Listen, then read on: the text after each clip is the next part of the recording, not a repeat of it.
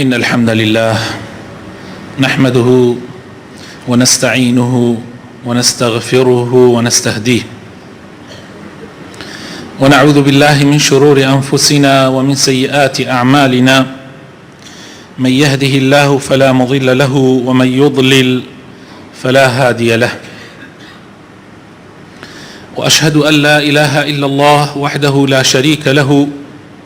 وأشهد أن محمدا عبده ورسوله. يا أيها الذين آمنوا اتقوا الله وقولوا قولا سديدا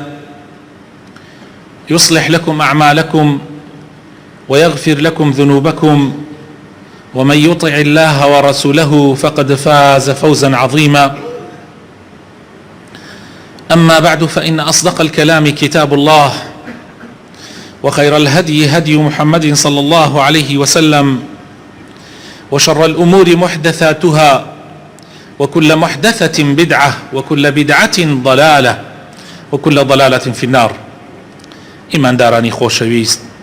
مسلمانە بەڕێزەکان، لە زنجیرە باسەکانمان لە ژیاننامەی رسول الله صلى الله عليه وسلم چەند چەمکێک لە ژیاننامەی ئەو پێغەمبەرە مەزنە و سوودوەرگرتن لێی حەزەکەم بڕۆینە خزمەتی قورآن، ئەو قورآنەی کە پێغەمبەری خوا صلی الله عليه وسلم هێناوێتی بە تایبەتی لەو مەرحەلە ناسکە کە پێغەمبەر صلی الله عليه وسلم خەریکە دەوڵەت دروستەکە. هەندێ یاسای زۆر گرنگ پێشکەش بە پێغەمبەر و مرۆڤایەتی ئەکا ئەو قورآنە مەزنە. ئێمە بتوانین لە ماوەی چەند هەفتەیەکە ئەو یاسایانە وەربگرین وەکو دەرسێک لە ژیانی خۆشمانە تەطبیقی بکەین، وەکو چۆن پێغەمبەر و ئەسحابەکانی لە مەدرسەی قورئانە پەروەردە بوون لەسەر ئەو یاسا و قاعیدانە. چونکە خۆشەویستەکانم، هەر ملەتێک با مسلمانیش بن ئەگەر پەروەردە نەبن لەسەر قورئان، پەروەردە نەبن لەسەر سیرەت و سنەتی پێغەمبەری خوا صلی الله عليه وسلم، با مسلمانیش بن، خوای تعالی ئەو سەرکەوتنەیان پێ نادا کە بە پێغەمبەری خوای بەخشی. لەبەر ئەوە رسول الله صلى الله عليه وسلم زۆر گرنگی بەم یاسا قورئانیانە ئەدا کە ئەسحابەکانیشی لەسەر پەروەردە بکە. یەکەم یاسا کە ئەمڕۆ وەری ئەگرین خۆشەویستەکانم و هەموو هەفتەیەکیش کە ئەم یاسایانە باسەکەم پێم خۆشە خۆتان دراسەتی بکەن و هەوڵ بدەین هیچ نەبێ لە ماوەی ئەو حەوت ڕۆژەی جمعە لە بیرمان بێ، بۆ ئەوەی بتوانین ژیانی خۆمان و ماڵ و مناڵمانی پێ بڕازێنینەوە. یەکەم یاسا لە سوورەتی بەقەرە لە ئاەتی 83 خوای تعالی ئەفەرمێ وەقولوا للناس حسنا، وقولوا للناس حسنا. ئامان گفتارتان با جوان و شیرین بێ ئیمانداران، بە گفتاری جوان و شیرین لەگەڵ خەڵکیان معاملە بکەن. ئەم یاسا و قاعیدەیە لە زۆر شوێنی قورئانە بە سەریحی خوای تعالی باسی کردووە و بە ضمنەن بە معناکەشی خوای تعالی جەختی لەسەر کردووەتەوە، و پێغەمبەری خوای صلی الله عليه وسلم لە سنەتە و هەروەها لە سیرەتیا بەوازحی ئەم قاعیدە قورئانیە دیارە، ڕەنگی داوەتەوە. لەو شوێنانەی کە خوای تعالی لە قورئانی پیرۆزە ئەم یاسایە بەوازحی باس ئەکا و بەڕوونی لە سوورەتی ئیسراء ئاەتی 53 خوای تعالی ئەفەرمێ وقل لعبادي يقولوا التي هي أحسن. ئەی رسول الله بە بەندەکانم بڵێ کەوا دائیمەن قسەی جوانتر بکەن. لێرە فەرمووی حوسنە، لێرە فەرمووی جوانتریش. دائیمەن نەک قسەی ناشرین، بەڵکو لە بین دوو قسەی جوانە تۆ جوانەکەیان بکە، جوانترەکەیان بکە. ئینسانی مسلمان ئەبێت دەمی دائیمەن شوێنی جوان و جوانتر بێ. قەدەمتان ئەو زمانەتان کە پێغەمبەری خوا صلی الله عليه وسلم گرتی جارێکیان فەرمووی ئەمە بگرە ئیتر تەواو. ئەو زمانە ئەگەر ئاگات لێی نەبێ زۆر خەتەرە، بەخوا سەرت لە ئاگری جەهەنەمەوە دەرەکە. بۆیە ئەبێ ئینسانی مسلمان وەک حرەس دائما دوولێو کە خوای تعالی ئەو دوولێوەی پێداوە وەدگانەکانی ناوەوەیش بۆ ئەوەی ئەو زمانە بپارێزێ قسەی چاک نەبێ و چاکتر نەبێ لێوە دەرنەچێ ئەبێ ئاگات لە خۆت بێ و باش زمانی خۆت قایم کەیت و حرەسیاتەکەت بە جوانی بگری. هەروەها خوای تعالی لە سوورەتی عنکەبوتە لە ئاەتی 46 ئەفەرمێ ولا تجادلوا أهل الكتاب إلا بالتي هي أحسن إلا الذين ظلموا منهم. أهل الكتاب طبعا خوش يسكانم بريتين لقاور ولجولك أما دو ملة لسر ديني موسى وعيسى بون بلام انحراف يان كردوا لا ينداوا أم دو ملة خلقي خراب ينتهي بتايبتي أوانيان كان جدالكا ئەوانیان کە جیدالەکەن خەڵکی خراپیان تایە بەڵام هەموویان خراپەکار نین و قسەی خراپ ناکەن بەڵام خەڵکی خراپیان تایە بەرامبەر بە مسلمانان جاری وهەیە زۆر بێ ئەدەبن هەندێکیان. خوای تعالی ئەفەرمێ لە قورئانە ئەفەرمێ نصیحەتی من و تۆ هەموو مسلمانانەکە ئەفەرمێ مجادلە لەگەڵ ئەهلی کتابە مەکەن مجادلەیان لێلا مەکەن ئیلا بە جوانترین شێوە نەبێ إلا بجوانترين شيء ونبي مجادلة لقال كيه لقال كافرة لقال أهل كتابة كأوان أيان دينك إما بشكي النوا بلام تو لقال أوشا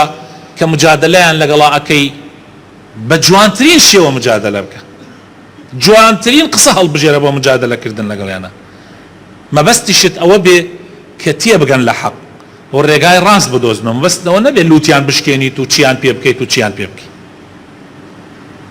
إلا الذين ظلموا منهم إلا أواني النبي كيتر استمأكن لسنور تي أبر جاري وهي أقات حدي أويك دس أوشينو دس أكن بكشتار. أم آياتي وقولوا للناس حسنا أما طبعا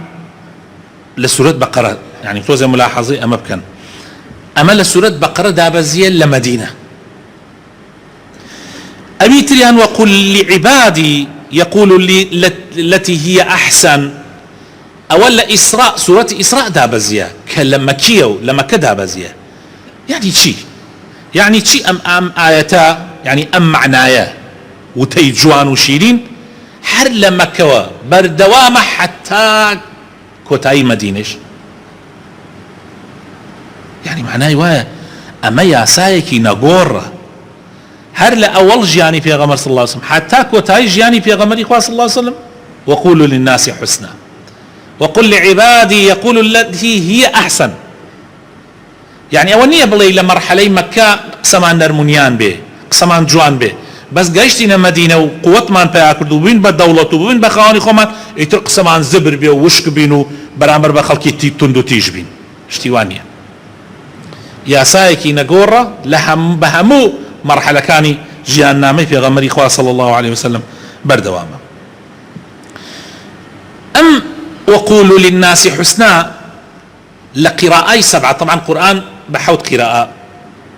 هاتوا وزياتريش أو حوتة ثابتة لقراءة لا دوان لقراءة 7 كان بمشي وعزهاتوا طبعا لو يخومان إخوانين ويسا وقولوا للناس حسنا بلام لقراءة حمزة وكسائي وقولوا للناس حسنة حسنك بحسنة أخيرا ريتوا طبعا حسنيش خوش يسكانم يعني جوان لهيئتها يعني أو قصيك أي كي هيئتك با جوان بي يعني چي هيئتك جوان بي شوازك جوان بي يعني نرمونيان بي بس سوزي بيو ديار بي زبري وتندو تيجي ودرجي بيو ديار نبي معناه كشي معناه كي جوان بي يعني أو قصة جاري وها تو قصة كده جواني دار بري بيك إنك شي لقلا كي بلام وكو شمشير وايا دالو كسا يعني شون خنجيري كي ليدي شمشيري كي ليدي آوايا زور تيجة معناه قصة كتيجة بلام خواهي تعالى داوما ليكا إيمت شون شوازكي جوان بيوتك بهمان شيوا معناه كشي پر لخير وجواني بي پر لخير وجواني بي إيمي مسلمان خوش يسكانم زور پێویستمان بەم قاعدە و یاسایە هەیە لە هەموو قۆناغەکانی ژیانمانە مسلمان لەگەڵ کافر. خوای تعالی لە قورئانی پیرۆزە یاسایەکی عامی داناوە ئودعو کێ دعوەکە طبعا ئەسڵ لە دعوەیە بەرامبەر بە کافرە تۆ بانگەوازی کافرەکەی بەرەو ئیسلام ئەسڵ وایە و دوای ئەوە مسلمانە تێنەگەیشتۆکانیش ئەسڵ وایە لە دعوەیە چی بێت سەی خوای تعالی چیە فەرمێ ئودعو إلى سبيل ربك بالحكمة والموعظة الحسنة وجادلهم بالتي هي أحسن. يا سبحان الله تۆ کاتێ بانگەوازی خەڵکیەکە ئەبێ بە ئەو پەڕی داناییەوە بانگەواز بکەی. ئێستا تۆ کار و کاسبیەک ئەەکەی بۆ نمونە کار و کاسبیەک ئەەکەی بۆ خۆت ئەیکەی بۆ ئەوە ئەیکەی پارە و پولێکی پێ دەرکەی ئەگەر عاقڵ بی ئەبێ جوانترین ئیش بکەی تا مەعمیلت زیادکە. کاتێک کابرایەک ئەبینی تێ ئیشێکی شپرزەکە تۆ بەزەیت پیادێتەوە ئەڵێ ئەم کابرایە با ئەو قەینا ئەو پارەی لە من سند خەڵەتانمی ئەی بەس خۆی خەسارەکە من ئیتر هەتا ما ناچمە لای هەتا ما معاملەی لەگەڵا ناکەم خۆی خەسارەکە. ئەمە بۆ شتە دنیایەکان کابرا پێویستە جوانترین ئیش بکات تاوەکو معمیل بۆ خۆی ڕاکێشێ. ئێبراینە تۆ مەسئلەی بانکردن بۆ لای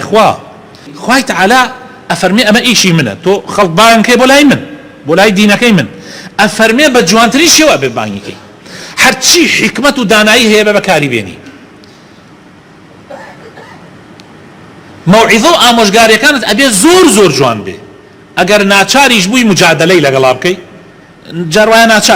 ناچارە بی کابرا مناقەشەت لەگەڵاکە ئەفەرمێ مناقەشە وریابن زبرە بۆیە با ئەحسن بێ مەوعیزەکە حەسەن بێ ئامۆژگاری دائیمەن ئەبێ حەسەن بێ یعنی جوان بێ بەڵام مجادلە لەبەر ئەوەی نەوعێک لە دەمەقاڵەیی تایە بۆیە خوای تعالی ئەفەرمێ بالتي هي أحسن ادعو إلى سبيل ربك بالحكمة والموعظة الحسنة سورة نحل آيات 125 ادعو إلى سبيل ربك بالحكمة والموعظة الحسنة وجادلهم بالتي هي أحسن. زۆر گرنگە خۆشەویستەکانم ئێمە زۆر جاروا ئەزانین دینی خوا مڵکی خۆمانەوە کەیفی خۆمان تەعامل بە دینی خوا واکەین ئەبینی سەیرەکەی لە فەیسبووکتە لە تۆڕە کۆمەڵایەکانتە یان لە هەر شوێنێکی ترە یعنی لەسەر بابەتێکی دینی زەلام وایە جوێنەدا جاری وایە لە بابەتێکی یعنی دینیە لە بابەتی مەسەلەن وتاری مامۆسایەک هەڵەیەکی کردووە یا مامۆسایە شتێکی وتووە یان ڕوونکردنەوە لەسەر بابەتێک کاتێک ئەچی کۆمێنتەکانە خوێنیتەوە تەماشا ئەەکەی خەڵکوا هەیە قسەیەک ئەکا بەڕاستی فڕی دەیتە ناو ئاوی سیروان بۆگەنێکە سیروان کەمە بڕات بێ فڕی دەتە ناو دەریاکەی دەربەنی خان بۆگەنێکە بەخوا ئەویش کەمە فڕی دەیتە ناو بەحری ئەبیەضی متەوەسط دەریای سپی ناوڕاست بۆگەنێکە ئەڕۆی ئەڵێ بزانە ئەمە کێیە ئەمەنە دەمی پیسە یعنی ئەمە کێ بێگەرم تەماشاکە ڕۆ سەر پرۆفایلەکەی تەماشاکە ئەمە کەسێکە ڕیشێکی جوانی داناوە بابەتی دینی بڵاوەکاتۆ وتاری مامۆسا فڵان وتاری مامۆسا فڵان وتاری مامۆسا فڵان لە ڕۆژشەوانی جمعیان سەڵاواتی لەسەر پێغەمبەر بدە هەی زۆر سەیرە دێم کابرا بە سەڵاواتەکە وتاری فڵان و فڵان بڵاوەکاتۆ ئەی ئەو نەژێ دەمی پیسە ئەمە ئومەتی محەممەدە صلى الله عليه وسلم عجب العجاب سەیرە لا حول ولا قوة إلا بالله زۆر عجایبە زۆر سەیرە يعني معقولة تو أولا دين تيجيش بيتي دين أوا بقات مع الأسف بيتو أم قصيت بيويستا من تنجارك أمام برون كردوتو كابرا كابو برادرك تلبابو لقل مانا لبولي ششو أوانم إما صاري هشتاو هشت بولي ششي علمين بينجي علمي بو شش أرويشتين أو مرحلانا تلبكان من بهوي توبين و دوغوري أوانا هندي تلبن نوجي أنا أكرد بانيان ما نكردو لقل دوغوري أوانا نصيحتك يان ما نكرد جاري وابو درسي كي قرآن يان من بياداو دس أنا كرد بنيوش كردن يجيك لوانا كوريك بناي مريوان هاوريكاني وتو يانا وتو بورو لقل طارقاتي بو هينو أوانا وتو والله نازان بليم تشي وتو تشي أو تشو تدلو وتو والله بليم تشي يو بيا مالين مرك بس او حر لو رجل ناسيان في مالك عاد مريوان هەر ئەمە شەوای پێ کردوێتم کە من بکەوم لەگەڵ ئەوە زۆرە ڕێزم لێنە هەر لە ناوەکەش ڕێزم لێنە. ئێمە جاری وایە مسلمانە جاری وایە مامۆسای قورئانە کاتێ باسی یەکێکەکە ڕێک لەدا لە نیوەی ناوەکەی نیوەی لاوەکەی قرتێنێ ناوی محەممەد پێڵی حەمە هەر ئەستۆ زێلەی عاجز بێ دەسەکا بێت هەر هیچ نەبێت ناوەکەی تێرێتە خوارەوە. ئەمە بانگەوازە بۆ لای ئیسلام بەداخەوە. مسلمان پێویستمان بەم قەولی حەسەنە هەیە لە کاتێکە لەگەڵ کافرێکە مسلمان لەگەڵ کافرێکە معاملەکە یا مەسەلەن پیاوچاکێک لەگەڵ کەسێکی گوناحبارە یا حتا لەگەڵ مناڵە لەگەڵ گەورە بابە لە ماڵەوە لەگەڵ دایک و باوکتە. یعنی تەسەوڕەکەی خوای تەعالا لە قورئانی پیرۆزە تەئکید لەسەرەوەکە بەرامبەر بە دایک و باوکمان ئاگامان لە زمانمان بێ. ولا تنهرهما يعني قصي غلط مكا قصي وشك مكا ما تشو بجيانا امان وريابا وقل لهما قولا كريما. قولا كريم يعني زور بالريزه زور اما برامبر بدايكو باو برامبر براو خوشكت برامبر بجنكت برامبر بجنكت هني كسي والله نازني لقل جنكا قصبك حكى قصك جاري كان يعني يكم كسي كزرر يكردون لزماني جنكيتي كتشكيتي كركيتي ئیتر لەگەڵ خەڵکی تریشا برادران و هاوڕێن ئێمە زۆر پێویستمان بەم قاعیدە قورئانیە هەیە کە خوای تەعالا جەختی لەسەر کاتەوە حتا تەنانەت لەگەڵ ئەو کەسانەی کە داوامان لێەکەن. وأما السائل فلا تنهر يعني هەر ئەو تەنهەرە کە بۆ دایک و باوکمان خوای تەعالا فەرمووی ولا تنهرهما يعني بۆ دایک و باوکمان هەر ئەو تەنهەرە خوای تەعالا بۆ سوالکەرێکیش وەفەرمێ فلا تنهر. بۆ نمونە کابرایە دێ سوالەکە طبعا علەما وتویانە ئەمە السائلە فلا تنهر وتویانە ئەمە بەس سوالکەری پارە نییە ئەمە سوالکەری پارە نییە سوالکەری علمیشە. جاربێ کابرا سائیلی علمە يعني دێت مثلا علمت لێ داواکە خوای تەعالا فەرمێ سائیلی علم بێ و سائیلی پارە بێ مەچۆ گژیا چیت پێکرا بەرامبەری مەسە یارمەتیەکت بیدە ئەگەر نەتوانی وە قسەی جوان وقسەی جوان جواویکە. برادرێ جاری وهەیە داوات لەکە ئیسا من دوێنێ برادرێ لە کفری لە فەیسبووکەوە داوای مامۆسا حاڵم زۆر 2 ساڵات تووشی حادیسەیە بووم تووشی ڕووداوێک بووم حاڵم زۆر خراپە بەخوا گەشتومەتە حاڵەتێک یعنی ئەوە عیلاج توانای عیلاجم نەماوە خەریکە ئەفەوتێم گەنجیشە یعنی و مناڵەکانم خەریکە ئەفەوتێن خەڵکی کفریە طبعا کەسەکە حاڵم زۆر خراپە بەڵکو بتوانی هاوکاریەک بەڵکو بتوانی شتێکم بۆ بکەی ئیتر بنشتم براکەم قەسەم بەو خوای خەڵقمانی کردە پڕ بەدڵ حاڵەتەکە تێگەشتم و حەزشەکەم هاوکارت بم بەس چۆن هاوکارت بم ئاسمان بەرز و زەوی سەخت خۆزگا بتوانم خۆزگای هەم بێ بتوانم هاوکارت بتوانم على الأقل هاوکارت بم لەوەی کە عیلاجەکانت دووەربگری. ئەگەر نەتوانم هاوکاری مناڵەکانیش بکەم بەس کە نەتوانم چی بکەم یعنی داواکارم خوای تەعالا هاوکارت بێ یارمەتی دەرت بێ. ئیخۆ ئەم قسەیە لەوانەیە سوودێکی مادی بە ئەو نەگەیان دەبێ بەس هیچ نەبێ لەوە باشترە ئەمە قسەیە زبر بکەم و دڵی بشکێنم لەوە باشترە. بۆیە خوای تەعالا فەرمێ وأما السائل فلا تنهر وأما السائل فلا تنهر. یەکێک لە صفاتەکانی عەبدەکانی ڕەحمان خوای تەعالا لە قورئانی پیرۆزە لە سوورەتی فورقانە لە کۆتایەکانیە باسی صفاتی عەبدەکانی خواکە. یەکێ لە صفاتەکانیان چییە تەسەوڕەکەن چی بێ يعني عبدی ڕەحمان يعني قەزدی ئەوەیە کە کەسانێکن زۆر بەندەی خوان زۆر چاکن زۆر پیاوی باشن وإذا خاطبهم الجاهلون قالوا سلاما. کاتێ خەڵکی جاهیل و نەفام غەڵەتیان بەرامبەرەکە ئەمان سەلام بەکارتێنن. سەلام يعني ئاشتی يعني هێمنی خۆ سەلام يعني وشەیەکە خۆشەویستەکان ئێمە اعتیادی بۆ تۆ لامانی ئەگەینا کەسێ سەلام عەلەیکوم یان سەلاممان لێکە و عەلەیکم السەلام ئەم وشە زۆر اعتیادیە بۆ تۆ لامان بەڵام ئەم وشە ئەمە ناوێکە لە ناوەکانی خوا. السلام يعني تۆ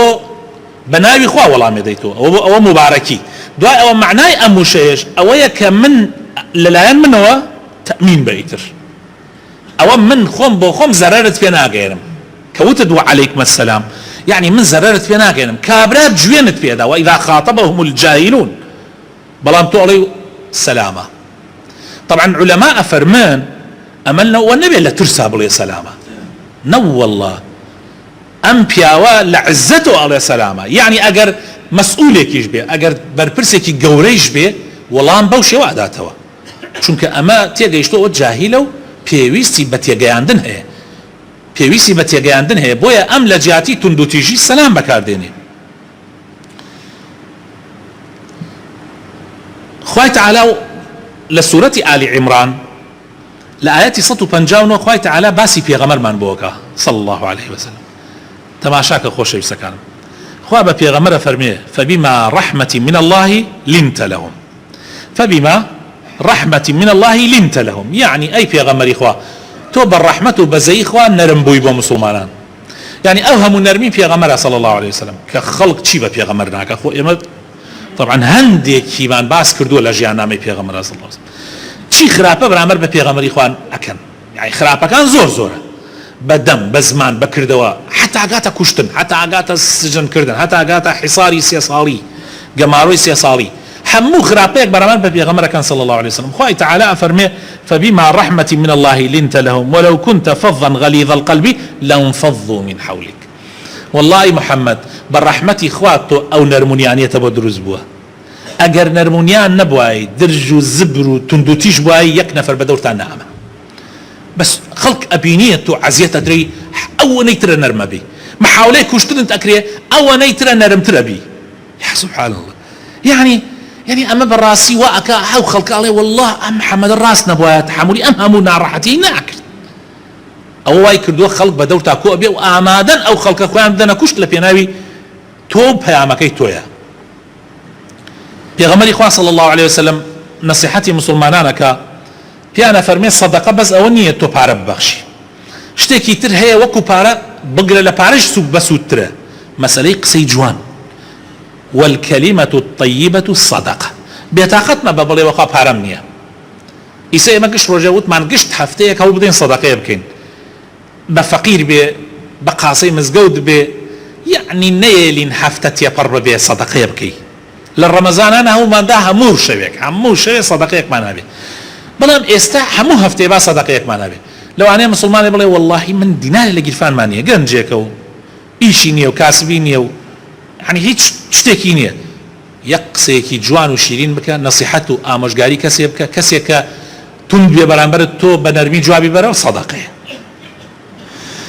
قسەی جوان خوای تعالی لە قورئانی پیرۆزە لە سوورەتی ئیبراهیمە ئاەتەکانی 24 و 25 و 26 قسەی جوان و قسەی ناشرین دوو نمونەی جوانی بۆ دێنێتەوە. قسەی جوان خوای تعالی بە دارخورما ناوێبە ومثل كلمة طيبة كشجرة طيبة أصلها ثابت وفرعها في السماء تؤتي أكلها كل حين بإذن ربها. دار خورما هوا آسمانو ڕیشەیەکی قولی داکوتاوە با تەسیری تێناکە ڕەشەبا تەسیری تێناکە حربی ئێران و عێراق تەسیری لە دارخورماکانی بەسڕە نەکرد حربی ئێران و عێراق حرب بە ئاسمان وەما بوو هەموو جارێ بەرهەمی خۆی بە جوانیەدا بەرهەمێکی شیرین خەڵک بردی تی ئەوە شێنێ ئەو بەری بۆ بەرەداتە خوارەوە ئەوە دارخورمایە ئەوە نمونەی قسەی جوانە چی بەرەکەتێکە. نمونەی قسەی ناشرین خوای تعالی لە قورئانە ئەفەرمێ وەکو گوژاڵک وایە ڕیشەیەکی تەنکیەیە بایەک لێدا هەڵێکەنێ بەرهەمەکەشی تەماشاکە چەندێ تاڵە کێ ئەوێرێ گوژاڵک بخۆ مەگەر کەسێ نەخۆشی بێ لە ناچاریە سێکەن خورما و دارخورما لەکوێ گوژاڵک لەکوێ ئیتر دەخۆت هەڵی بژێرە کامیان ئەکەی ئەویان بکە. هەر کەسێ ئیمانی هەیە بەخوا و بە ڕۆژی دوایی با یا قسەی جوان بکە یا بێدەنگ بێ ئەمە نەسیحەتی پێغەمبەر صلی الله علیه وسلم. تۆ ئیمانداری باوەڕت هەیە بەخوا بە ڕۆژی دوایی دەی کاکە یا قسەی جوان بکە یا بێدەنگ بە. خۆ بێدەنگی نیعمەتێکی زۆر گەورەیە بەس ئەگەر توانیت قسەی جوان بکەی بێدەنگ مەبە قسەی جوانەکە بکە لە بێدەنگیەکە باشترە. لە کۆتاییە پێغەمبەری خوا صلی الله عليه وسلم لە حەدیثێکە کە زۆر يعني حەدیثەکە کاریگەری لەسەر من هەبوو ئەفەرمێ ئین فی الجەنەة غرفة قەسرێکەیە لە بەهەشتا هەمووی لە مادەیەک دروست کراوە لەو دیم و ئەم دیمی دیارە لەم دیمیش و ئەو دیمی دیارە يرى ظاهرها من باطنها وباطنها من ظاهرها يعني لخيال نية يعني لا تصور نية أو قصرانة.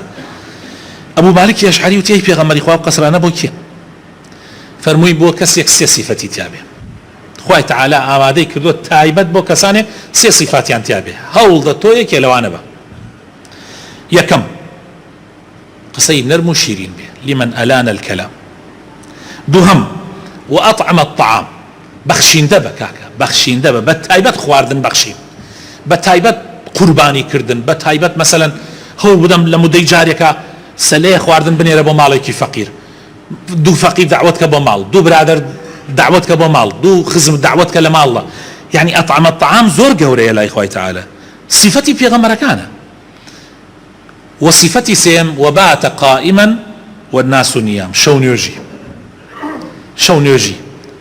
هەر کەسێ ئەم سێ صفەتەی تیابێ ئەو قەسرانە بۆ ئەو کەسانەیە جا خۆشەویستەکانم ئێمە هەوڵ بدەین ئینشا ئەڵڵا بە قەدەری توانای خۆمان ئەوەی لە توانامانەیە لەم صفەتە جوانە لە قەولی شیرین و گفتەی جوان بەکاربێنین لە ژیانمانە ئەگەر نەیکەین خۆشەویستەکانم شەیتان زاڵە بێ بەسەرمانە خوای تەعالی لە قورئانی پیرۆزە فەرمێ وقل لعبادي يقول التي هي أحسن أي پێغەمبەری خوا بڵێ بەندەکانم با قسەی جوان بکەن چونکە ئین الشەیطان ينزغ بینهم بەخوا شەیطان لەگەڵ خوێن تا تێت و ئەڕوا هەوڵ ئەدا بینت تێکدا لەگەڵ برای مسلمانتە ينزغ بينهم يعني أبي آقامان لبي إن الشيطان كان للإنسان عدوا مبينا بالراسي دجمني آشكراي إما شيطانا جابويا با آقامان لزماني خومان بي آقامان لقفتارو كرداركان من بي بقدري توانا هول بدين قصو قفتكان من شيرين بي بلكو خوای تعالى رحمن بيبقى يا ربي خوای بخاتنا وجوانا كان يخو إصلاح من بكي هداية من دي نور إيمان بقي تضلكان من يا ربي موفق من بكي يا ربي خوايا بخاطرنا وجوانا كان يخوض بخاطر اسمي عظمي خوش شفاينا خوش كان من دي